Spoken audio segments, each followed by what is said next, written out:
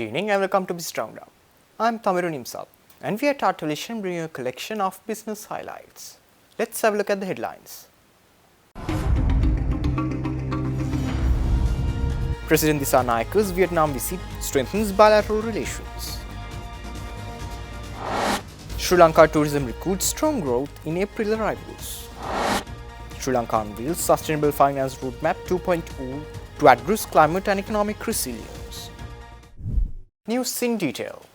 Sri Lankan President Anukumar Dissanayaka commenced his state visit to Vietnam recently with an official ceremony hosted by Vietnamese President Luong Quoc in Hanoi.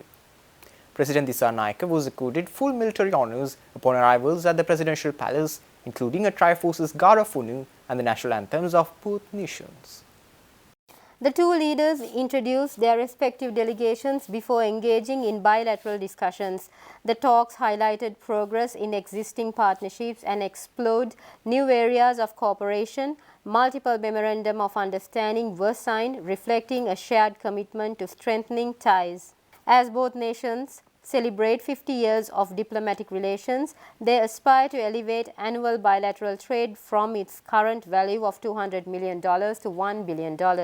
Additionally, discussions covered emerging sectors such as digital transformation, artificial intelligence, energy transition, and connectivity. Sri Lanka and Vietnam have taken significant steps to enhance their bilateral relations with the signing of 4 memoranda of understanding and 1 agreement in Hanoi. The signing ceremony followed bilateral discussions between Sri Lankan President Anukumar Dissanayaka and Vietnamese President Luong Quoc. Among the agreements signed was a bilateral pact on customs cooperation aiming to streamline mutual support in customs affairs. Additionally, the following MOUs were formalized. Cooperation in machinery and equipment manufacturing between the respective ministries of industry and trade. Collaboration in agriculture between the Vietnam Academy of Agricultural Sciences and Sri Lanka's Department of Agriculture. Diplomatic training exchange between the Bandar Naik International Diplomatic Training Institute and the Diplomatic Academy of Vietnam. Trade promotion cooperation between the Vietnam Trade Promotion Agency and the Sri Lanka Export Development Board. These agreements will facilitate knowledge sharing, diplomatic exchanges, and joint trade promotion efforts, including participation in trade fairs, business networking events, and the exchange of market intelligence. Sri Lankan President Anukumar Dissanayaka concluded a state visit to Vietnam, marking a historic milestone in the 55th anniversary of diplomatic relations between the two nations. The visit was at the invitation of Vietnamese President Luong Quoc and included high-level discussions and significant agreements. During the visit, President Dissanayaka held bilateral talks with key Vietnamese leaders, including Prime Minister Pham Minh Chinh and Chairman of the National Assembly Tran Thanh Man.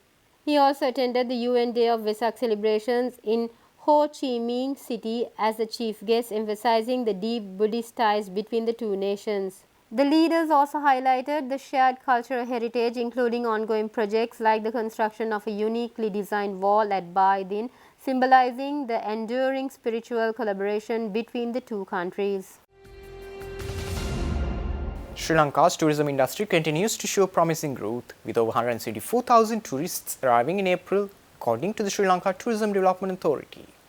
This marks a 17.3% increase compared to March 2024. Cumulatively, tourist arrivals for the first 4 months of 2025 have reached 896,884.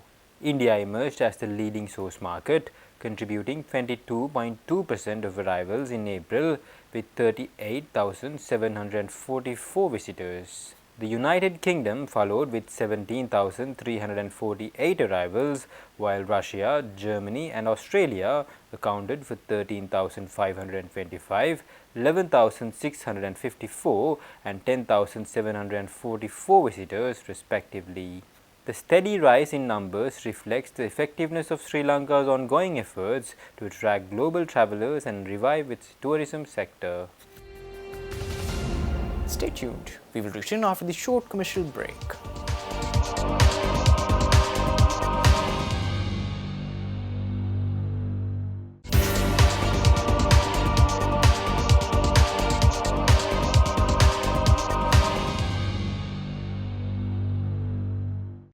Welcome back after the break. Sri Lanka has taken a significant step towards a greener and more inclusive financial system with the launch of the Sustainable Finance Roadmap 2.2. This updated framework spanning 2025 to 2029 aims to address climate risks, empower vulnerable communities, and promote economic resilience. The roadmap, developed by the Central Bank of Sri Lanka with technical support from the International Finance Corporation and the European Union, focuses on integrating environmental, social and governance principles into financial operations. Key features of the roadmap include green loans for sustainable infrastructure, climate risk insurance for farmers, and capacity building programs for bank staff to manage environmental risk effectively. The initiative also emphasizes promoting financial literacy and inclusion for marginalized communities, including women, low-income households, and persons with special needs. The roadmap aligns with broader sustainability efforts such as the Carbon Net Zero 2050 strategy and the adoption of SLFRS standards for sustainability-related financial disclosures. Speaking at the event, CBSL Governor Dr. Nandalal Veerasinghe highlighted the importance of sustainable finance in fostering resilience, transparency and innovation for a sustainable future. There are signs of a shifting climate that will increasingly impact our agriculture, energy security, infrastructure and livelihood, and sustainable finance is no longer optional. It's an economic, social and environmental imperative globally and here in Sri Lanka as well. It was with this global reality in mind that Central Bank of Sri Lanka, as already mentioned, launched a first sustainable roadmap in 2019. That initiative set the foundation for integrating sustainability into our financial system, building awareness, and piloting green finance products. I must thank all the stakeholders, those who have been supporting in our first initiative for us to complete the roadmap almost to the complete. Today, as we launch the Sustainable Finance Roadmap 2.0, we are reaffirming and strengthening that commitment for the next several years as well. First of all, I would like to extend my gratitude to the International Finance Corporation, the arm of the IFC, for the technical guidance and the European Union for collaborating with IFC for funding this project. Under the Accelerating Climate Smart and Inclusive Infrastructure in South Asia, this project that EU is supporting, which was timely intervention as we completed 5 years since the launching of our first roadmap. Governor Nandalal Veerasinghe also said that Sri Lanka's financial sector must gear up to mobilize an estimated $10.85 billion by 2030 to meet the country's climate commitments. The central bank governor warned that the cost of inaction is rising because the climate risks are intensifying each year. This is a milestone in the central bank sustainable financing journey and a critical step forward in strengthening resilience, inclusiveness, and long-term sustainability of the financial sector and also the economy. This moment comes at a time when the world faces profound and interconnected challenges related to environment and as well as social well-being. According to the network of Greening the Financial System, NGF estimates, more than $4.2 trillion of financial assets could be at risk globally if the current climate-related impact trends continue. Based on the World Bank estimates, climate change could push an additional 130 million of the world population towards poverty unless decisive actions are taken. In the Sri Lankan context, it is estimated that $10.85 billion is required for implementing the NDCs until 2030. This is the estimate that was estimated some time ago for Sri Lanka needs until 2030. Stay tuned. We will return after this short commercial break.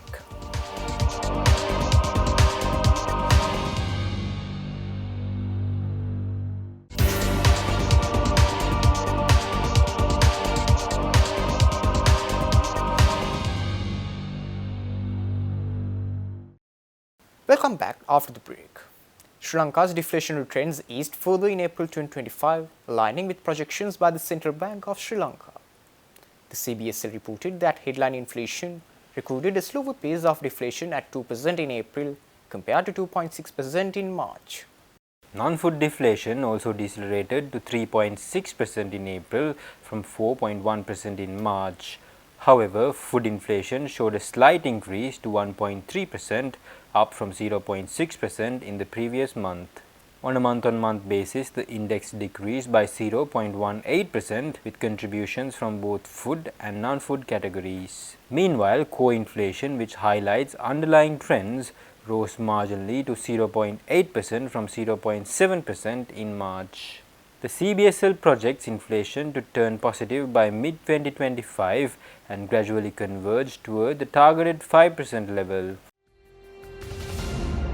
A European Union GSP Plus monitoring mission met with Sri Lanka's Minister of Foreign Affairs, Foreign Employment and Tourism, Vijitha Herath, at the Foreign Ministry premises recently. The visit focused on reviewing Sri Lanka's progress in meeting the commitments under the GSP Plus Trade Preferences Programme.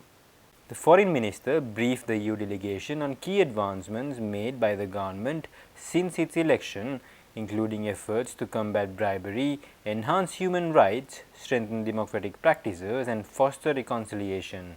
He also outlined upcoming legislative reforms aimed at furthering these goals.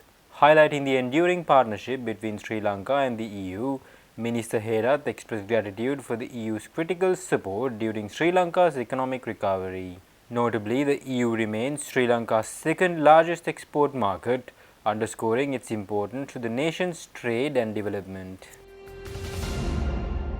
Sri Lankan nursing professionals are gaining increased recognition and demand in Israel, with hundreds of job opportunities created through a bilateral agreement between the two countries. Air tickets were presented to 20 nursing professionals at the Sri Lanka Foreign Employment Bureau, enabling them to embark on their new roles in Israel recently. In the last 4 months alone, 278 Sri Lankan nursing professionals have secured jobs in Israel's home-based nursing sector. This initiative stems from a memorandum of understanding between the Sri Lankan and Israeli governments, providing structured pathways for employment. So far, 2,168 Sri Lankan nurses have been employed under this MOU. Among the group are 18 women and 2 men ready to contribute to the growing demand for skilled nursing care in Israel. With that, we wind up for today. For this and more, subscribe to our channel on YouTube and follow us on Facebook. See you tomorrow with State of Business at 7:45 p.m. Take care and good night.